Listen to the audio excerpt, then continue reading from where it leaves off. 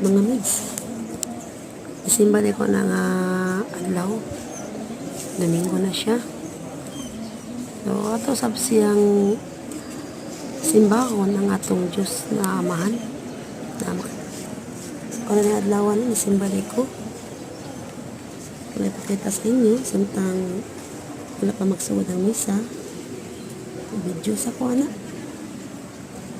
Dili siya bawal mag-video basta di pa magsuod ang misa.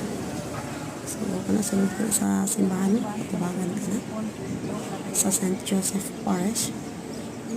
So, ako sabi ko kita sa inyo diha ay importante usap ka na isip usa ka content creator. Ano? Ang inyong higala muna inyong mix kauban na ninyo kauban ako anak ayun, naniwal pa akong anak basta kain sa camera. Siyempre